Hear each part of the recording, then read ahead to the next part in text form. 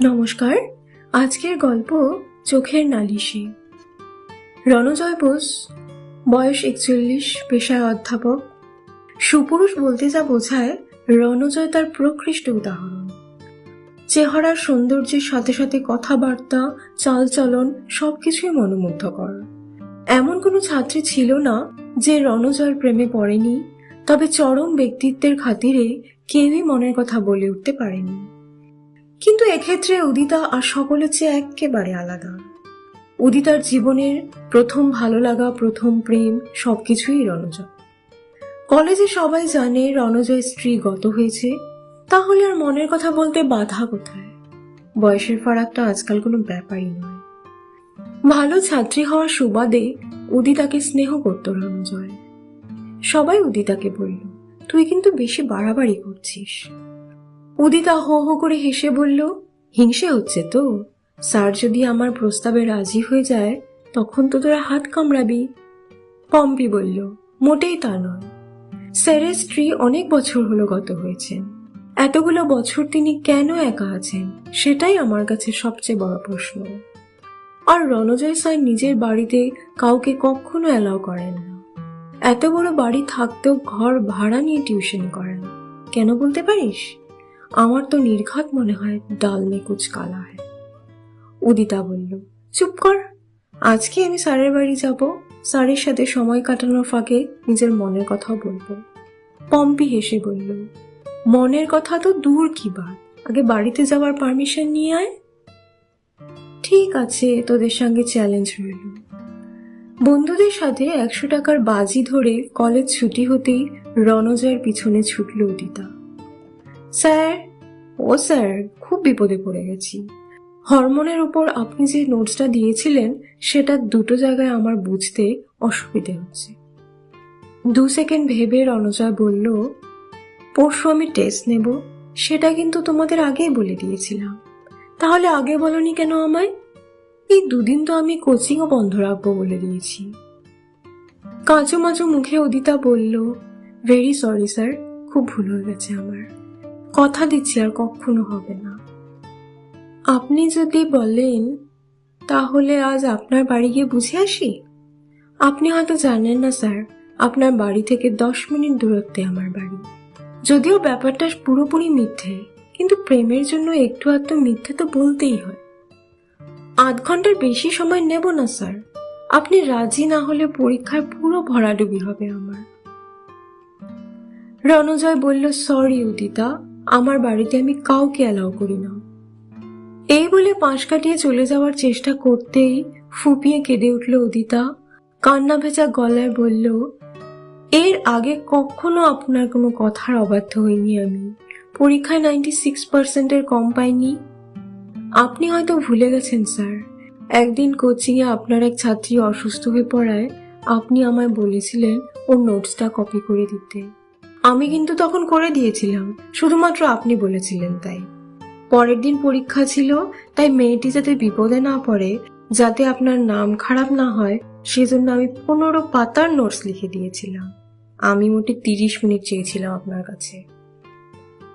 রণজয় থমকে দাঁড়িয়ে কি যেন ভাবল, তারপর বলল, ঠিক আছে, সন্ধে 6টায় চলে এসো। এই বলে গটগট করে হেঁটে গাড়িতে উঠে বেরিয়ে গেল। উদিতার আনন্দ আর দেখে কে। বন্ধুদের কাঁচকলা দেখিয়ে বলল, কাল কলেজে এসে তোদের থেকে 100 টাকা নিয়ে চিকেন রোল আর ফুচকা খাবো। নিজের অভিনয়ের প্রশংসা নিজেই করলো উদিতা। বলল, আসলে সুন্দরী মেয়েদের চোখের জল দেখলে পুরুষদের মন সহজেই গলে যায় কিনা। সাজুগুজু করে ঠিক সন্ধে 6টায় রণজয়ের বাড়ি পৌঁছল উদিতা। 3 তলা ধবধবে সাদা মার্বেল পাথরের বাড়ি। দরজা খুলে দিল বছর 65 কিঙ্কর।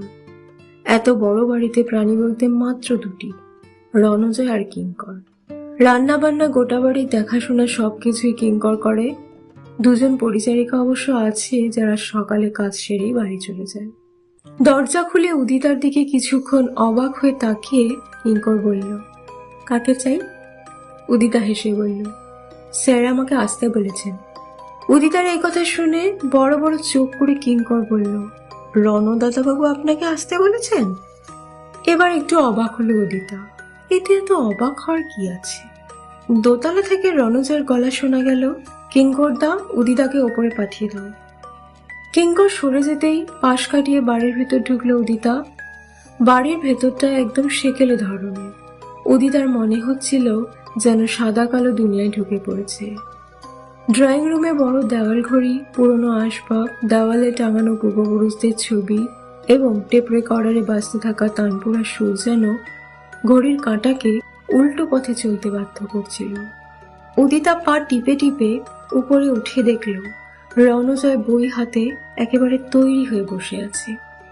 উদিতাকে চেয়ারে বসতে বলে বইটা হাতে ধরিয়ে বলল, কোথায় বুঝতে পারছো না? বুঝছে তো সবই পেরেছে, কিন্তু সেটা তো আর বলা যাবে না, তাই বাধ্য মেয়ের মতো দুটো পয়েন্ট দেখিয়ে দিল উদিতা। সেগুলো ভালো করে বুঝিয়ে দিয়ে রণজয় বলল, এবার এসো। এই রে, এবার কি করবে?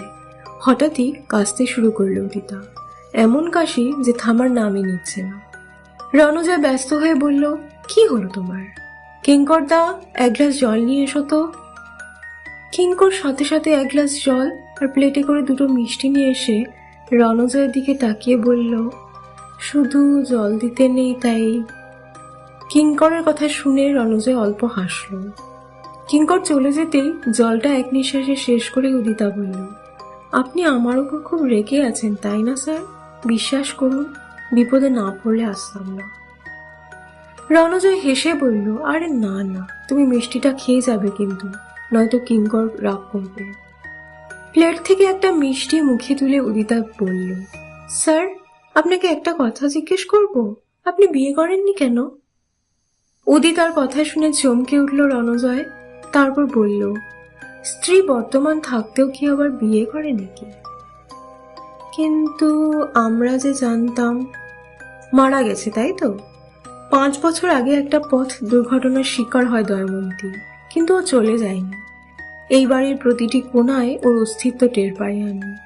বড় সাধের বাড়ি ছিল ওর। কোথায় যাবে দয়মন্তী এই বাড়ি ছেড়ে? আর আমায় ছেড়ে তো কখনোই নয়। উদিতা অবাক চোখে রণজয়ের কথাগুলো শুনছিল। মরে গিয়েও বেঁচে আছে মানে? ও সবকিছু কেমন যেন গুলিয়ে যাচ্ছিল। রণজয় বলল, ওই তো তোমার পিছনেই দয়মন্তী। চমকে পেছনে তাকালো উদিতা। ড্রয়িং রুমের দেওয়ালে উদিতার ছবি, প্রকৃত সুন্দরী যাকে বলে। দয়মন্তী ঠিক তাই, চেহারায় একটা অদ্ভুত তেজ, পুরো ছবিটার মধ্যে চোখ দুটো যেন ভীষণভাবে জীবন্ত। উদিতার মনে হলো দয়মন্তী ওকে তীক্ষ্ণ নজরে দেখছে। গায়ে কেমন কাঁটা দিল উদিতার। হঠাৎই পাশে তাকিয়ে দেখে রণজয় কোথাও নেই। কিঙ্কর এসে বলল, দাদাবাবু 3 তলায় চলে গেছে, তুমিও বাড়ি ফিরে যাও। উদিতা দয়মন্তীর ছবির সামনে দাঁড়িয়ে আছে দেখে কিঙ্কর হেসে বলল, বৌদিমণিকে দেখছো? বিয়ের দিনের কথা আমার আজও মনে পড়ে। দুজনে যেন একেবারে শিব দুর্গা। সবাই বলেছিল রাজজটক বিবাহ। বৌদিমণি দাদাবাবুকে চোখে হারাতেন। কলেজ থেকে ফিরতে দেরি হলেই সে কি রাগ। একবার দাদাবাবু ঠিক করলো বাড়িতেই পড়াবে। বৌদিমণি সাথে সাথে বলল, একদম নয়, এসব আমার একেবারে পছন্দ নয়। বাড়িতে কলেজ বই নিয়ে আসা চলবে না। কোনো ছাত্রী বাড়িতে ফোন করলে খুব রেগে যেত। দাদাবাবু বৌদিমণির কাণ্ড দেখে হেসে বলতো, তুমি সত্যিই পাগল। একেবারে দাদাবাবুকে চোখের আড়াল হতে দিত না। দুজনের কি মিল ছিল। কিন্তু 1 বছর যেতে না যেতেই গাড়ি অ্যাক্সিডেন্টে বৌদিমণি চলে গেল। উদিতা বলল, স্যার তো আবার বিয়ে করলেই পারে তাই না? একা একা আর কতদিন থাকবে? উদিতা একথা বলতেই ওর মুখ চেপে ধরল কিঙ্কর। খবরদার দিদিমণি, দাদাবাবুর বিয়ের কথা এ বাড়িতে উচ্চারণ করো না, তাহলে তোমায় আর বেঁচে বাড়ি ফিরতে হবে না। যাও যাও, পালাও শিগগিরই। উদিতা অবাক হয়ে বলল, বেঁচে ফিরতে পারবো না মানে? কে মারবে আমায়?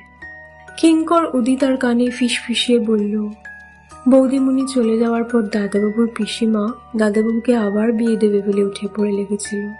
কয়েক মাস এই বাড়িতে থেকেই সম্বন্ধের তোড়জোড় করছিল। পিসিমাকে আর বেঁচে বাড়ি ফিরতে হয়নি, সিঁড়ি থেকে পড়ে অক্কা পেলেন। উদিতা হো হো করে হেসে বলল, ওহ এই কথা, ওটা একটা দুর্ঘটনা ছাড়া আর কিছুই নয় বুঝলে। কিঙ্কর বলল, না গো দিদিমণি, আরো আছে। তোমাদের কলেজেরই এক দিদিমণি দাদাবাবুকে খুব ভালোবাসত, সেও তো চলে গেল অকালে। নামটা ঠিক মনে পড়ছে না, 2 বছর আগেকার কথা। উদিতা একটু ভেবে বলল, রনিতা ম্যাম? কিন্তু সে তো অ্যাক্সিডেন্টে। উদিতাকে থামিয়ে কিঙ্কর বলল, না না, সেই দিন এই বাড়িতে এসে দাদাবাবুর সাথে সে কি গল্প। মিথ্যে বলবো না, দাদাবাবুরও ইচ্ছে ছিল। কদিনই বা একটা মানুষ একা থাকবে বলতে পারো? রনিতা দিদিমণি বলল, বাড়ি গিয়ে মা বাবাকে সব জানাবে। কিন্তু বাড়ি আর ফিরল না। পরের দিন সকালে দাদাবাবুর গলায় ঘাড়ে আঁচড়ের দাগ দেখেছিলাম আমি প্রশ্ন করায় দাদাবাবু আর কোনো উত্তর দেয়নি। সেই ঘটনার পর থেকে নিজেকে একদম গুটিয়ে নিয়েছে দাদাবাবু। সারাক্ষণ নিজের মধ্যেই থাকে। ওই যে তানপুরা শুনছো, ওটা বৌদিমণি বাজাতেন। দুরাভিসন্ধি নিয়ে আসা কাউকে রেহাই দেয় না বৌদিমণি। আসলে অপূর্ণ আশা আকাঙ্ক্ষা থাকলে যা হয় আর কি। রাত বাড়লে সারা বাড়িময় নুপুরের শব্দ শুনতে পাওয়া যায়। আমাদের এসবে অভ্যেস হয়ে গেছে। কিন্তু তুমি তো ছেলে মানুষ, এসব নিয়ে ভেবো না, বাড়ি চলে যাও। পারলে আর এসো না এই বাড়ি। এই বাড়িতে মেয়ে মানুষের আশা বৌদিমণির একেবারে পছন্দ নয়। কিঙ্করের কথা শুনে কেমন যেন ভয় করতে শুরু করলো উদিতার। তাহলে কি ওকেও শাস্তি দেবে দয়মন্তী? ও তো মিথ্যে অজুহাতে শুধুমাত্র রণজয়ের সাথে সময় কাটাবে বলে এই বাড়িতে এসেছে। ভয়ে ভয়ে দয়মন্তীর ছবির দিকে তাকালো উদিতা। চোখ দুটো থেকে যেন আগুন ঝরছে। উদিতার মিথ্যে বোধহয় ধরে ফেলেছে দয়মন্তী। ছুটে বাড়ি থেকে বেরিয়ে গেল উদিতা। গেট পেরোতেই নুপুরের শব্দ কানে এলো। ঘুম ভেঙেছে দয়মন্তীর, এবার বদলা নেওয়ার পালা। নিজেকে বাঁচাতে জোরে পা চালালো উদিতা। হঠাৎই পিছন থেকে একটা বাসের শব্দ শুনল। তাড়াতাড়ি রাস্তার একপাশে সরে এলো উদিতা। সাবধানতা অবলম্বন করলে দুর্ঘটনা থরেই ঘটে। রাস্তাটাও বেশ অন্ধকার, ল্যাম্পপোস্টের আলোগুলোও জ্বলেনি। কিন্তু এরকম নির্জন রাস্তায় নুপুরের আওয়াজ কোথা থেকে আসছে?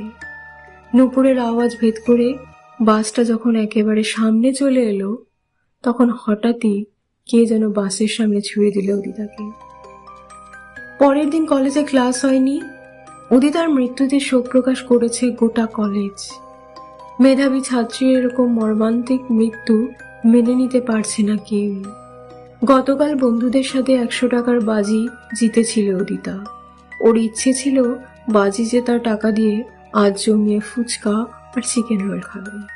কিন্তু সেই টাকা দিয়ে শেষ পর্যন্ত কেনা হলো রজনীগন্ধার মালা, যা উদিতার ছবিতে পরানো হয়েছিল। মেধাবী ছাত্রীর মেধা নিয়ে কথা বলতে প্রথমে অনুরোধ করা হলো রণজয় বোসকে।